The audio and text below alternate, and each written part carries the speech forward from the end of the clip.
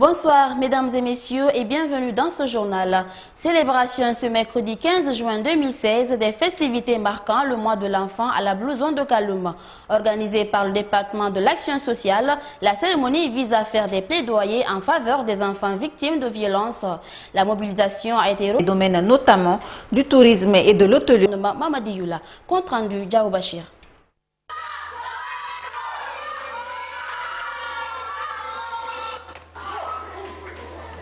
C'est par ces sketchs commémorant le 16 juin 1976 sur le massacre de plus de 300 enfants écoliers à Soweto en Afrique du Sud que les autorités guinéennes ont célébré ce mercredi le mois de l'enfant. Avec le thème fédérateur retenu cette année, protégeons les droits de tous les enfants en période de conflit et de crise en Afrique, les décideurs de tous bords sont interpellés à protéger les enfants contre toute forme de violence. Pour Idrissa Ba, présidente du Parlement des enfants, cette couche vulnérable mérite un autre regard plus positif.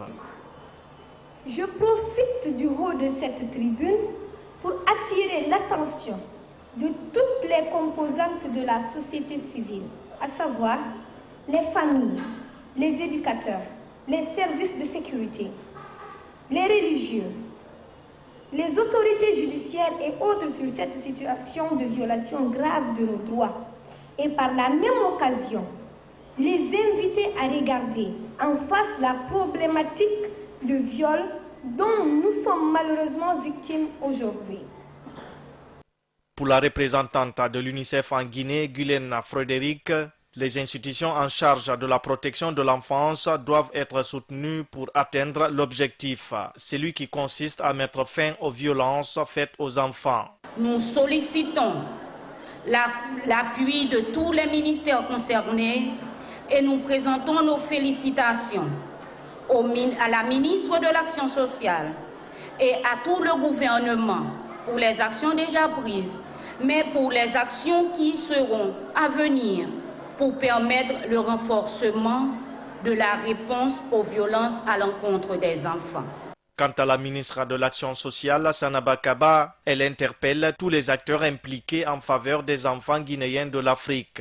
Je voudrais profiter de cet espace solennel de plaidoyer et de mobilisation sociale et vous me le permettrez, je l'espère bien, Monsieur le Premier ministre, chef du gouvernement, pour demander humblement à l'ensemble des acteurs étatiques et non étatiques d'œuvrer inlassablement au processus d'éducation et de formation de cette couche très vulnérable, fragile et malléable à volonté, je vais nommer les enfants.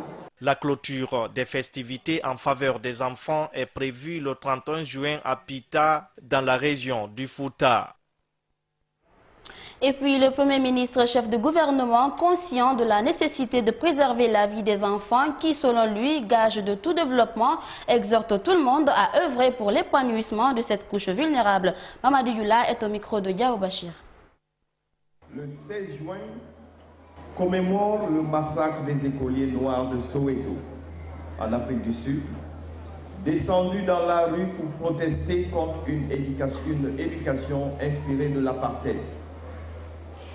Cette sombre page de l'histoire de notre continent a amené les États membres de l'Union africaine à instituer ce jour comme celui devant permettre de marquer un temps de réflexion sur les conditions de vie des enfants en Afrique afin de proposer des solutions dans le sens d'un mieux-être et d'un mieux-vivre pour eux. Perspective économique régionale en Afrique subsaharienne, les spécialistes s'accordent à un changement de cap vu la chute des cours des produits de base il y a 2 ans. Si rien n'est fait cette année, selon les projections du FMI, la croissance sera encore plus faible. Le sujet préoccupe et il était au cœur des échanges ce mercredi à la Banque centrale de la République de Guinée. Sayon Kourouma.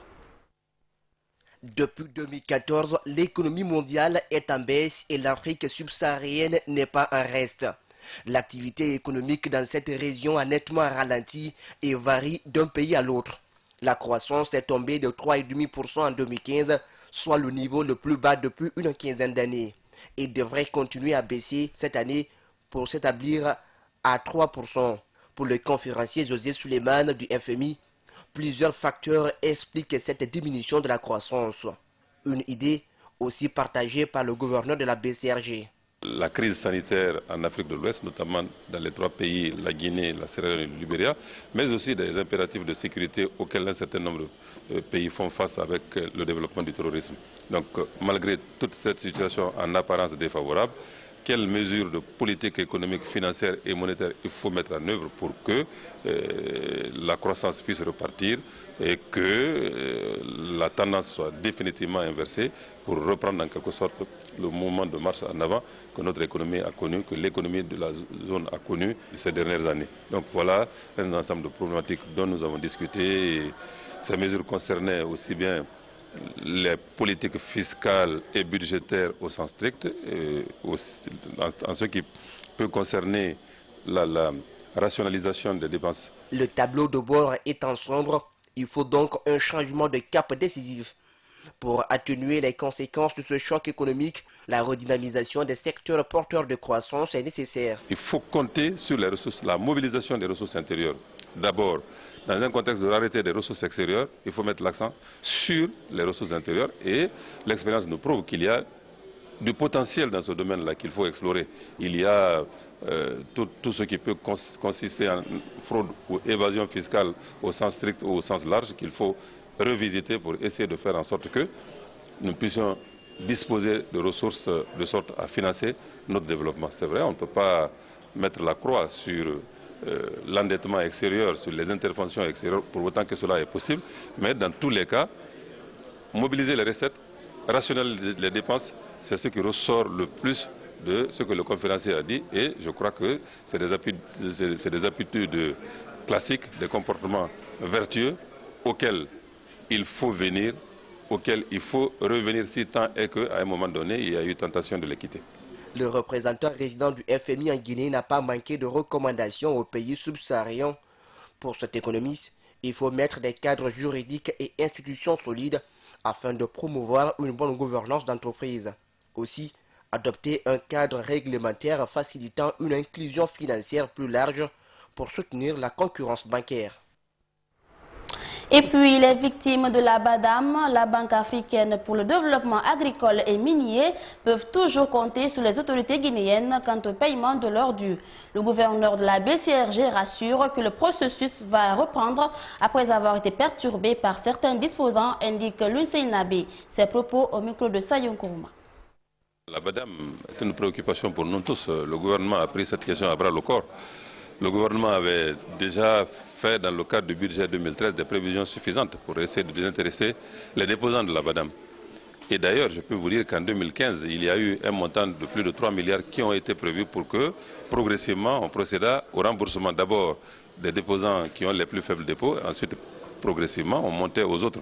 Mais cela a été mal interprété par un certain nombre de gros déposants qui ont pensé que, en payant les plus petits, ils n'auraient aucune chance d'être payés et ils ont dérangé tout le processus, perturbé tout le processus, de sorte qu'on doit repartir de zéro. Mais pour autant, la préoccupation demeure, la volonté demeure de trouver à ce problème lancinant les solutions appropriées. Quand je dis que la préoccupation est là, la volonté demeure intacte, ça veut dire qu'il y a plus qu'une lueur de l'espoir, il y a de l'espoir. Le lundi 20 juin 2016, sur le territoire national, débuteront les examens nationaux, notamment l'entrée en 7e année. Dans les différentes écoles de la capitale, des élèves s'attellent à des révisions individuelles ou collectives dans les établissements d'enseignement. L'on s'exerce à traiter des sujets de différentes matières avec l'aide des professeurs. Tout cela dans le but de préparer les candidats qui doivent passer les examens finaux. Le constat avec Omar Sow. Après 9 mois de cours, la semaine à venir, les candidats aux différents examens nationaux vont commencer à affronter les différentes épreuves. Des candidats soucieux de leur réussite prennent part à des cours de révision. C'est un cours préparatoire, aussi il faut même un cours d'appui pour nos candidats, permettant d'affronter les différents sujets, notamment en chimie. C'est un programme qui est déjà élaboré dans toutes ces matières-là, dans leur spécialité, que ce soit en mathématiques, physique, chimie, pour ne pas, n'est-ce pas, disperser les enfants. Il faudra les regrouper pour un même objectif, afin que l'objectif de cette année pour que nous ayons au moins 100% cette année, Inch'Allah. Avec pour objectif de faire 100%, des élèves des sciences expérimentales et mathématiques se réunissent pour suivre des cours dans les matières communes. Devant une salle pleine, des candidats donnent leur impression sur le déroulement de ces séances de révision. On est là pour des séances de révision. Par exemple, aujourd'hui, c'est la chimie. Après la chimie, on doit recevoir le professeur d'économie aussi. Donc, on est là massivement pour avoir le bac. Pour les préparatifs des examens, je dirais bien qu'on évolue dans de bonnes conditions. Et les matières de spécialité, on est basé sur là-dessus et c'est ça l'objectif. On veut avoir un taux d'admission qui est très élevé, même pas à 100%, mais quand même un taux qui est très important. Les tout petits ne sont pas en marge de ces préparatifs. Et cela, malgré le mois de Ramadan, les écoliers en compagnie de leur institutrice suivent des cours d'appui de 8h à 14h. Nous reprenons tous les programmes enseignés dans l'année, chaque jour, en calcul, en dictée, en histoire, dans toutes les matières. Des élèves, le sourire aux lèvres, répondent sagement aux questions posées par le maître. Au-delà de ces révisions, une fois à la maison, certains d'entre eux se donnent la peine de retravailler. Nous avons appris les questionnaires de sciences, de géographie, de l'éducation et nous avons fait le problème calcul. Je dois réviser les matières que nous avons faites à la révision et si on fait à l'école, je pars à la maison, je reprends tout ce qu'on a fait à la révision. Ces examens session 2015-2016 vont débuter le lundi prochain par l'entrée en 7e année, suivra le BEPC pour être clôturé par le baccalauréat unique. Mamadou Bobo Diallo est un opérateur économique héritier d'une plaine dans la région de Boké. Là-bas, plus de 400 hectares de champs de riz et d'autres cultures sont exploités par an. Ces vivres sont redistribués aux nécessiteux des villages environnants. Cette action est rendue possible grâce à la détermination des femmes étuveuses de la localité. Reportage Moussa Sefa Kamara. C'est dans cette plaine familiale que les femmes de Boké se donnent rendez-vous pour rendre utile à elles-mêmes et à leurs familles respectives. Cet espace couvre 500 hectares dont les 400 sont exploités par ce fils héritier Mamadou Bobo Diallo. Depuis 2003, les récoltes du riz et d'autres produits sont gratuitement distribués aux plus démunis des villages environnants. De nos jours, c'est une véritable chaîne de production qualifiée. Sur la plaine de Denquin, la priorité est aux femmes. Après cette première étape qui consiste à nettoyer le riz perdu, en passant par le chassage, on envoie chez les machinistes. C'est notre travail. Nous gagnons notre vie dans cette activité. Nourrir la famille et autres besoins. Puisqu'au fil du temps, le chiffre d'affaires s'accroît, Mamadou Bobo Diallo change lui aussi la stratégie de travail. Pour le riz qui est de l'autre côté là-bas, ça c'est le riz pilé. C'est depuis 2001. Le patron, il travaille ici, tout le riz qui est récolté, il donne à la population. Mais cette année, il a décidé de créer un emploi. Donc il a un contrat avec le Programme mondial d'alimentation PAM. Donc ils ont pris le riz en charge. Donc on a envoyé 5 machines ici. Donc il y a les femmes, vous voyez les femmes qui sont là-bas, qui étouffent le riz.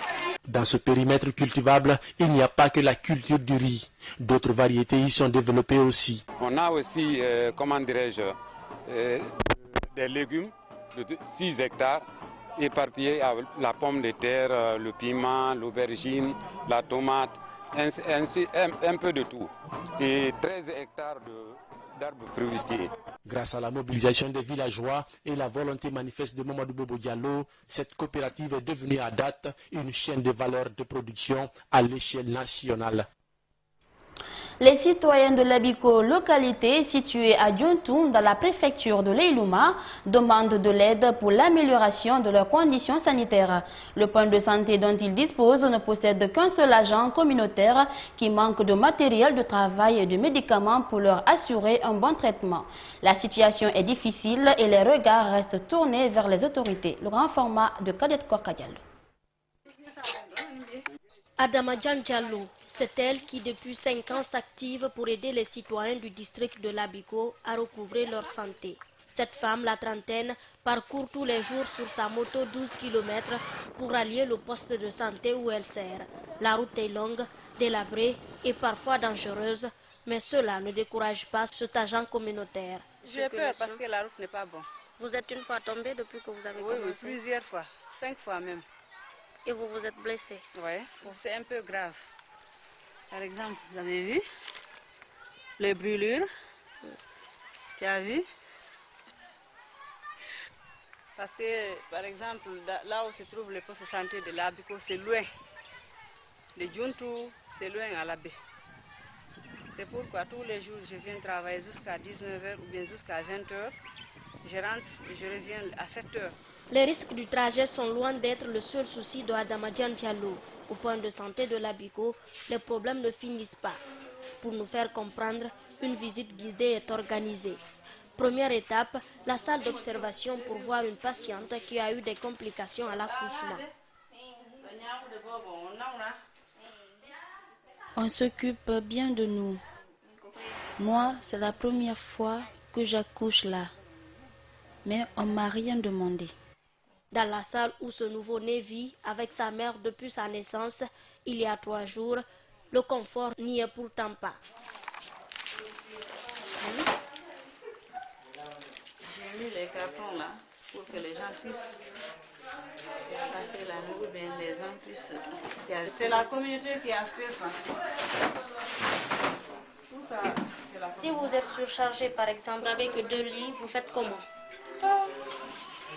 Il y a certains qui passent, on cherche des matelas à la maison, à la communauté, on met au salon ici. Il n'y a pas de potence. Ce sont les potences que vous voyez comme ça. C'est les potences qui sont là. Regardez. Vous avez vu? Hein? Il n'y a rien. Dans la pharmacie, la situation est aussi critique. Les médicaments disponibles sont des antipaludiens offerts par le projet Stop Palu. Le reste du stock est composé de quelques produits pour la gratuité des soins obstétricaux qui sont loin d'être suffisants. Quand par exemple une femme enceinte vient à l'hôpital, tu prescris d'une ordonnance, tu dis tu vas partir ailleurs pour acheter ça. Il y a certains qui demandent, on nous a dit de ne pas payer. J'ai dit oui, tu ne vas pas payer chez moi ici, mais tu vas payer ailleurs parce que je n'ai pas de produits pour ça, pour le moment. Je n'ai que seulement, pour le moment, pour les gratuités des soins obstétricaux, les FAF. Vous n'avez que ça? Elle est SP. Le poste de santé possède une salle d'accouchement avec un lit en mauvais état et une boîte à outils avec du matériel insuffisant. Pour les accouchements, ce qui dérange le plus cet agent de santé est le manque de lumière dans ce poste. Il n'y a rien pour le moment pour le problème de lumière. Là. Comment vous vous en sortez lorsque vous avez par exemple un accouchement ou la nuit? On cesse les torches. On travaille avec ça. Pourtant, ça, c'est pas prudent, ça. Donc, vous prenez assez de risques? Beaucoup de risques avec ça.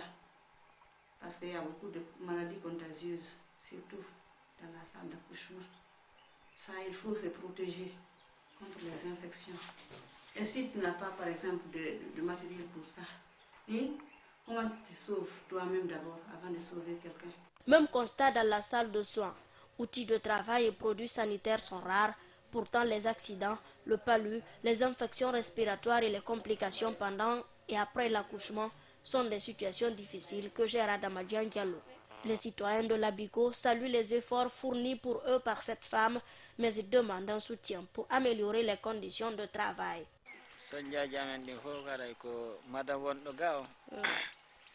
Nos difficultés ici, c'est le manque de matériel pour notre médecin.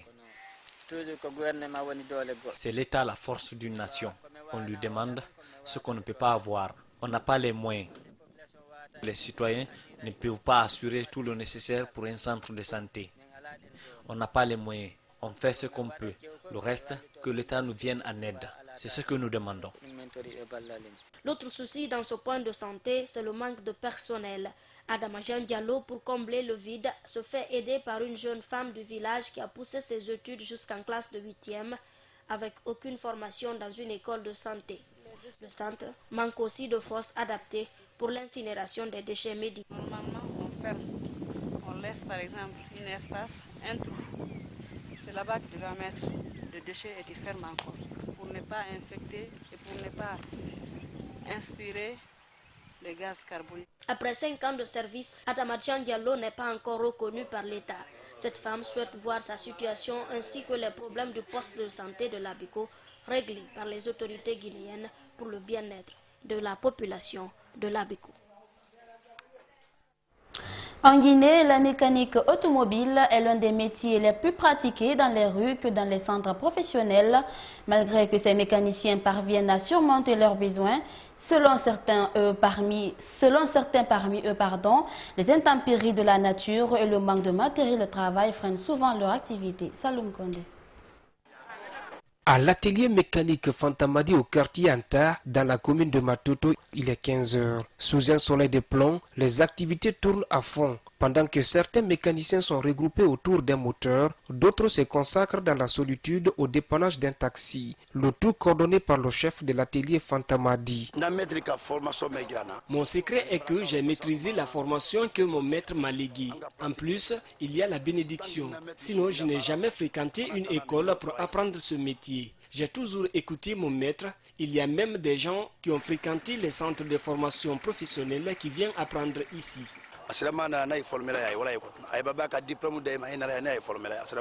Le garage Fantamadi est beaucoup fréquenté par les clients. D'ailleurs, une voiture vient de passer 2 jours ici pour adopter le moteur. Son propriétaire apprécie le travail du mécanicien. Mon véhicule là, tu sais, il y a 2 segments de peau qui est sur le véhicule.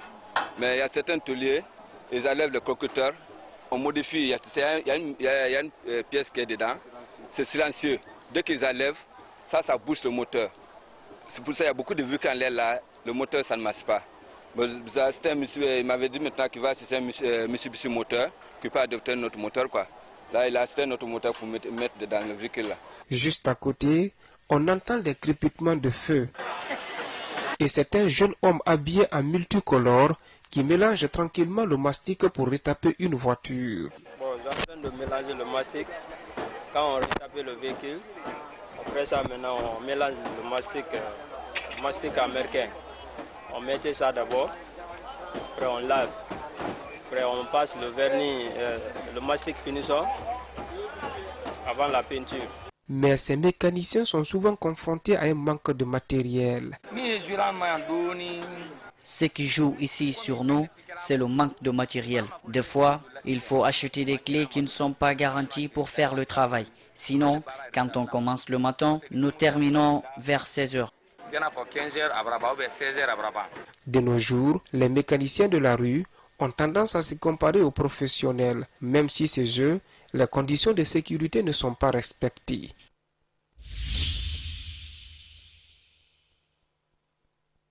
Une nouvelle menace s'abat sur la France et la Belgique. Cette fois-ci, elle vient de la police belge. Une autre antenne dévoilée par les médias locaux qui relève que les djihadistes en provenance de Syrie seraient de retour et prêts à agir. Suivez. Des terroristes de Daesh en route vers la France et la Belgique pour commettre des attentats. L'alerte a été transmise à la police belge. Elle s'appuie sur une information selon laquelle des djihadistes auraient quitté la Syrie au début du mois. Pour l'heure, le centre de crise belge n'envisage pas de relever le niveau d'alerte en Belgique à son stade le plus élevé, comme ce fut le cas après les attentats de Bruxelles le 22 mars. À en croire le quotidien belge La Dernière Heure, le premier à avoir révélé ces nouveaux plans terroristes. Des combattants de l'État islamique auraient été identifiés quittant la Syrie il y a environ 1 semaine et demie. En bateau, ces derniers auraient alors rejoint l'Europe via la Turquie et la Grèce et ne posséderaient sur eux aucun passeport. Selon une source sécuritaire, les djihadistes seraient séparés en 2 groupes, l'un pour la Belgique, le second pour la France. Autre signal inquiétant, le message transmis aux autorités belges indique que ces individus seraient déjà en possession de l'armement et de la logistique nécessaire pour passer à l'acte, soulignant donc l'imminence d'un ou plusieurs attentats. Contrairement à la Belgique, l'état d'urgence est toujours en vigueur en France, ce qui implique un déploiement plus significatif de forces de l'ordre. La tenue de l'Euro 2016 de football fait craindre de nouvelles attaques terroristes. La compétition doit s'achever le 10 juillet prochain. Une minute de silence pour les victimes. Il y a à peu près 5 heures, la France s'est recueillie en hommage au policier et à sa femme assassinée lundi soir à leur domicile. Silence dans les ministères et commissariats du pays. C'est sur la place Bouvou, François Hollande a choisi d'honorer ses morts. L'enfant du couple qui a survécu sera reconnu comme pupille de la nation. Regardez. Dans la cour du ministère de l'Intérieur, ils sont des centaines à avoir observé une minute de silence en mémoire des 2 victimes. François Hollande est aux côtés des membres de son gouvernement face à la photo du couple de policiers tués à Magnanville. Juste avant ce moment d'émotion, le ministre de l'Intérieur, Bernard Cazeneuve, s'est adressé aux policiers, une profession menacée mais courageuse. Je veux vous assurer du soutien constant que vous trouverez auprès du président de la République, auprès du Premier ministre et de son gouvernement, dans la lutte que nous menons et pour laquelle vous êtes engagés jour après jour, au péril de vos vies. Ce combat est celui d'une époque, c'est celui de la démocratie. La cour de la place Beauvau s'est ensuite remplie avec la Marseillaise, un hommage aussi rendu dans tous les commissariats de France. L'émotion est aussi forte à Magnanville. Notre souffrance est indescriptible selon les mots émus du maire de la commune. Un drame qui a endeuillé une ville mais aussi un pays. La menace des attentats est plus que jamais présente. Ce mercredi, le Premier ministre affirme que la lutte contre le terrorisme est loin d'être terminée. Il faut poursuivre ce travail. Il faut resserrer les mailles du filet. Il faut continuer à donner tous les moyens à la police, à la gendarmerie et à nos services de renseignement. Mais nous connaîtrons de nouveau des attaques parce que nous faisons face à une organisation terroriste qui recule en Syrie et en Irak, qui se projette dans nos pays sous des formes différentes, qui veut frapper, qui veut créer les conditions de la terreur, qui veut créer la peur, qui veut diviser. Mais pour le moment, l'heure est au rassemblement. Voilà, c'est la fin de cette édition d'information à tous. Merci de l'avoir suivi. Excellente suite de programme.